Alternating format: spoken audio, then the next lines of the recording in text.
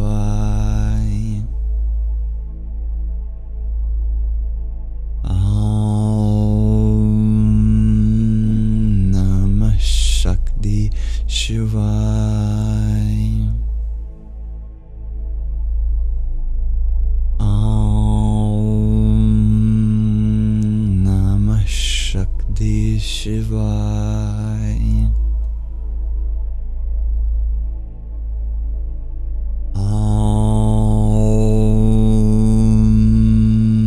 Namah Shakti Shivaya. Om Namah Shakti Shivaya.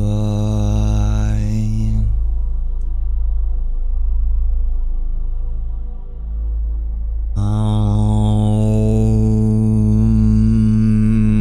Namah Shakti Shivaya.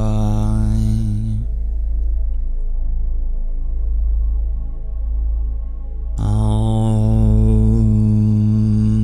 Namah Shakti Shivaya.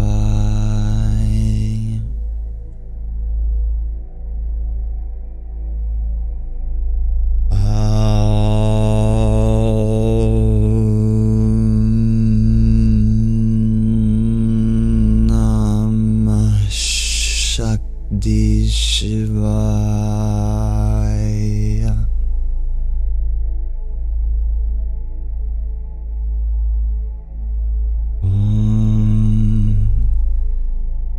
Shanti, Shanti, Shanti. Tat Sat.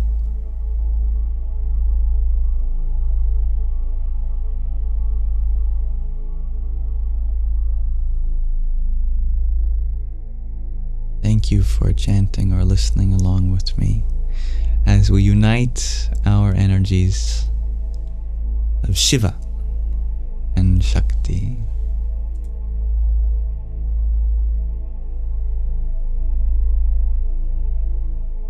This is the final segment of our live stream, and so we shall depart.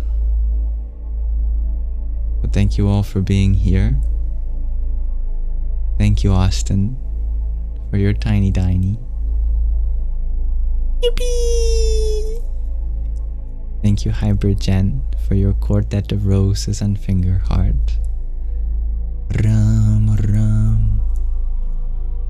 And I hope, Hybrid Jen, you got a chance to use your new mala. Amy, thank you for your heart me too. Om Bram Bhairvaya Namo Namaha. Hello to everyone who came during that segment, but also goodbye. Thank you, dear Dr. Jenny, for your pair of baker's dozens worth of roses each, a finger heart, and a tiny yippee. Thank you, dear Strawberry Star Bunny, for your rosa. Radhe Radhe. Tamra, thank you for your confetti. Jaya Sita Ram. And Jake, thank you for your confetti too. Om Dum Dargaye Namaha. Yeah, the 1st of October is my birthday, and so I will not be here tomorrow to do a live stream, as I will be spending the day with my family. I think, if they want to do something with me, they don't have to. Otherwise, I'll happily come do a live. But remember that my birthday coincides also with an awareness for the conflict that's still ongoing in Gaza. And many people are stopping, refusing to go to work or even school, because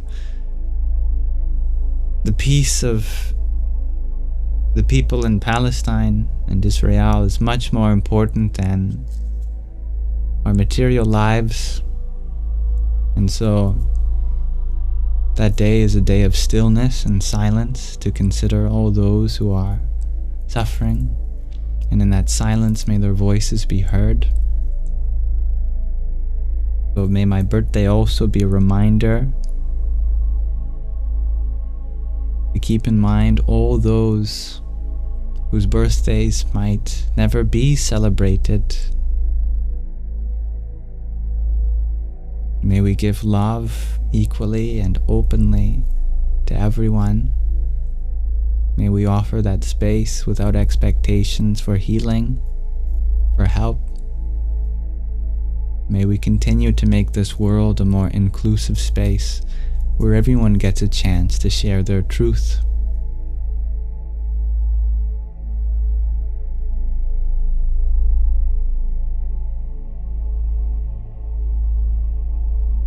Thank you, Hare Krishna, for another pair of tiny tinies. Yippee! And Hybrid Jen, thank you for your love painting. May we continue to paint in each moment of our life with a brush of love. Ram, Ram.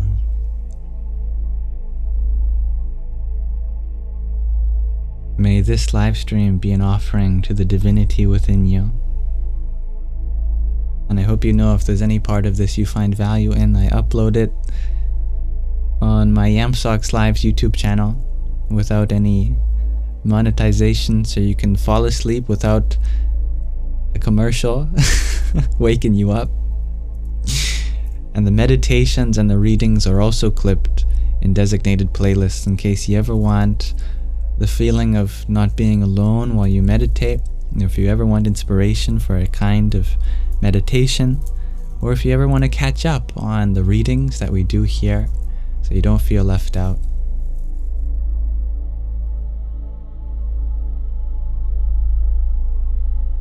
Lots of love to everyone here, and thank you for your birthday wishes.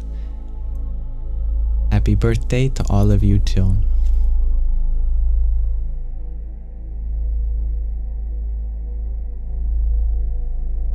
May each day be a celebration of the miracle of life.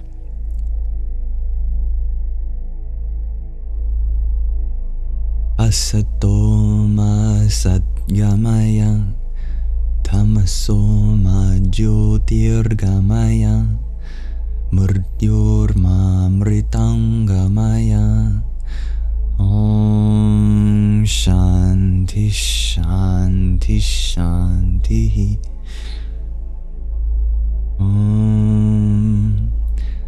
Lead us from the unreal to the real, from darkness to light, from death to immortality. Om, peace, peace, peace. May you all have a wonderful rest of your present moment. Namaste.